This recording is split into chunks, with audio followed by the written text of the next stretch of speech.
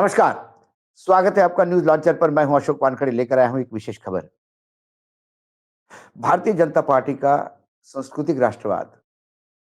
जब भाजपा के नेता को से बात करो तो उसके मुंह से वो संघ की तमाम बातें झलकती है, जो एक नई राष्ट्रवाद और एक नई संस्कृति को जन्म देने की बात करते हैं।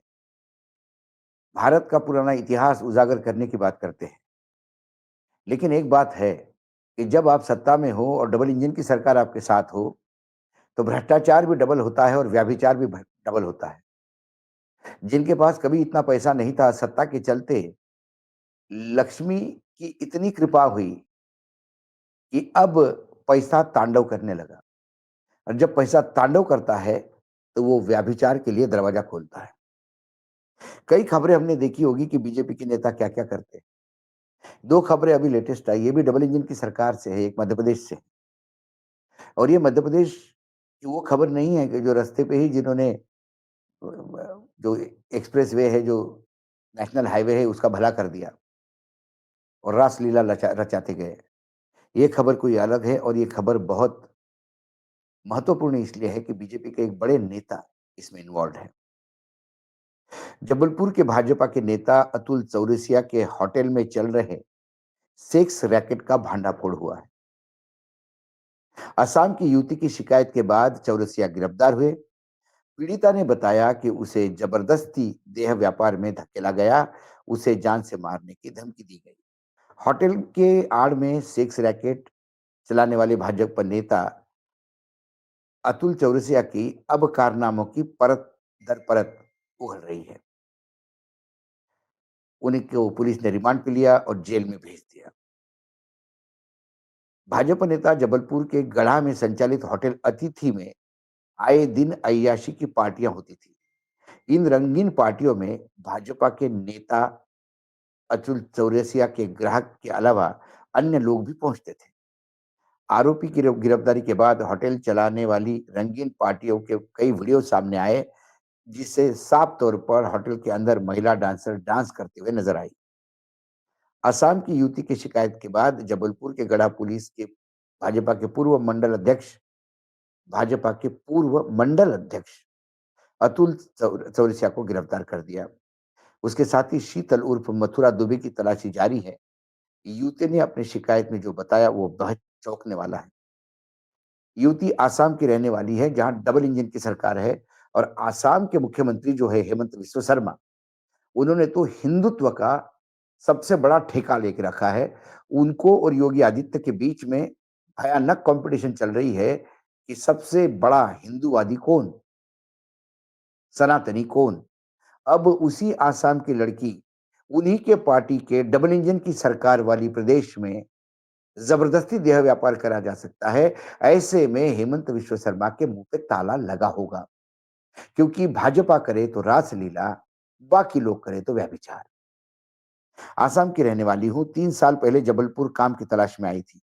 सोचा था कि कोई अच्छी नौकरी मिल जाएगी, जिंदगी पटरी पर आ जाएगी। लेकिन यहाँ मेरी मुलाकात जिन 2 लोगों से हुई, उन्होंने मेरी जिंदगी नर्क बना दिया। 2 नाम है, शीतल उर्फ मथुरा दुबे और अतुल चौरसिया। शुरुआत में शीतल बहुत मीठा बोलता था, होटल लेके गया, वहाँ रुक जाओ, हम तुमको काम दिलाएँगे। मुझे भी लगा चलो, सिर पर छत तो मिलेगी। अतुल चौरसिया से भी वही मुलाकात करवाई गई। होटल अतिथि के तीसरे मंजिल पर एक कमरा मिला, लेकिन ये कमरा नहीं था, ये मेरे ज़िंदगी की कालकोठरी बना। अतुल ने कहा काम करवाओ तो कुछ बड़ा सोचना होगा, तुम्हें खूब पैसा कमा सकती हो। जब मैंने पूछा कैसे, तो हंसकर टाल दिया। लेकिन अगले ही दिन मेरे कमरे में एक आदमी भेज दिया गया। तब मुझे एहसास हुआ कि यह होटल नहीं, एक अय्याशी का अड्डा है, जहाँ लड़कियों को जबरदस्ती धंधे में धकेला जाता है। हर दिन नए-नए आदमी मेरे कमरे में भेजे जाते, शीतल ग्राहक लेके आता और अतुल उस ग्राहक से 5,000 रुपए वसूलता। लेकिन मुझे एक पैसा भी नहीं मिला और जब मैंने पैसा माँगा तो मुझे मारा गया, धमकाया गया, बोला गया कि यहाँ से भागने की कोशिश की तो अंजाम बुरा होगा। मेरे मोबाइल तक छीन लिए गए, बाहर के किसी से बात कर नहीं सकती थी, होटल की तीसरे मंजिल से नीचे आने की इजाज़त नहीं थी। कमरे में कैमरे नहीं थे, लेकिन होटल के नीचे सीसीटीवी थे। कोई भी देख नहीं सकता था कि मैं क्या झेल रही हूँ। कई बार मेरे रोने की आवाज़ दूसरे कमरों से भी सुनाई देती थी। कई बार दूसरी लड़कियों से भी ज़्यादातर पूर्वोत्तर की है, उन्हें ऐसे ही डराकर, लालच देकर रखा जाता था। लेकिन 4 महीने बड़े मुश्किल से खुद को बचाया। आगे की कहानी और इंटरेस्टिंग है। एक किराए पे मकान में रहने लगी, सोचा कि यहाँ से रह के सब छूट जाएगा। लेकिन हाल ही में जब मैंने बकाया पैसों की बात की तो शीतल और अतुल ने मुझे ढूँढ लिया और फिर मुझे धमकी देने लगे। पुलिस गई तो जान से जाएगी ये बात बताया गया। मैंने शिकायत करने के लिए सबसे पहले महिला पुलिस थाने गई, लेकिन मुझे गढ़ा थाने कहकर भगा दिया गया। मेरी शिकायत भी दर्ज नहीं की गई। फिर मैं बाद में भेड़ाघाट पुलिस थाने पहुंची, जहां मेरी शिकायत नहीं लिखी गई। महिला भटकने के बाद पुलिस अधीक्षक कार्यालय में चक्कर लगाए, तब जाकर गढ़ा थाने में शिकायत दर्ज की गई। सब कुछ बता दिया। पुलिस ने मेरी बात को गंभीरता से लिया। उसी दिन कार्रवाई की, होटल पर छापा पड़ा और अतुल चौरसिया गिरफ्तार हुआ। मैं अभी भी डरी हुई हूँ, क्योंकि इन लोगों को क्या सजा होगी। सरकार मेरी सुरक्षा सुनिश्चित करे या होटल सील करे, ऐसी कई बातें उसने की है। लेकिन आप देखिए, वो महिला थाने जाती है। ये मोहन यादव जी की सरकार है, ये अमित शाह की सरकार है, ये नरेंद्र मोदी का राज है। मकान में जहां उन्हीं के राज्य की लड़की, हेमंत विश्व शर्मा के राज्य की लड़की मोहन यादव के राज्य में पुलिस थाने जाती है तो उसको भगाया जाता है, वो थाने जाती है तो वहां से भगाया जाता है, एक एफआईआर दर्ज करने के लिए। एक लड़की जिसका शोषण हुआ, बीजेपी के नेताओं ने किया, उसकी ये स्थिति है। तो यदि ये लड़की कहीं दूसरे राज्य की होती तो उसका क्या होता। ये एक पार्ट है। जय हो भाजपा के सांस्कृतिक राष्ट्रवाद का। और देखिए, आने वाले कुछ समय में ये जमानत पे छूटेगा चौरसिया, और बीजेपी के मुझे जबलपुर में उसका बड़े लेवल पे स्वागत किया जाएगा। जैसा कि अ, बीएचयू में एक छात्रा के साथ भाजपा के नेताओं ने व्यभिचार किया और वो जब जमानत पे छूटे तो उनका बड़ा स्वागत किया। अब हम दूसरे राज्य चलते हैं, उत्तराखंड। यहाँ भी डबल इंजन की सरकार है। धामी साहब की सरकार है यहाँ पे। और मोदी जी की तो कृपा है ही, क्योंकि धामी मुख्यमंत्री ही दिल्ली के कृपा से है। वो चुनाव हारने के बाद भी मुख्यमंत्री बने। बहुत काबिल नेता है। देखिए उनके क्या होता है। भाजपा की पूर्व नेत्री पर नारी उत्थान व सशक्तिकरण की जिम्मेदारी थी, लेकिन उसने अपनी ही खुद की मासूम बेटी को अपने बॉयफ्रेंड और उसके दोस्त के सामने परोस दिया और ममता को शर्मसार किया। भाजपा की पूर्व नेत्री 1 साल पहले तक महिला मोर्चा की जिम्मेदार पदाधिकारी थी और नारी सशक्तिकरण की आवाज बुलंद कर रही थी। लेकिन अब हर कोई महिला नेत्री के अतीत की चर्चा करने में जुटा है।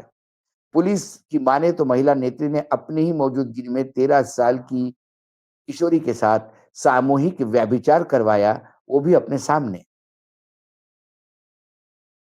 अभी पुलिस क्या कह रही है उत्तराखंड की, वो भी सुन लीजिए आप। थाना रानीपुर में एक मामला हमारे संज्ञान में आया था। इसमें एक नाबालिग बच्ची द्वारा अपने मां के ऊपर आरोप लगाए गए थे। पुलिस ने तत्काल मामले को संज्ञान में लिया। इसमें अभियोग पंजीकृत करके पीड़िता का 164 के बयान और उसका मेडिकल कराया गया। मेडिकल में कही गई बातों की पुष्टि हुई है।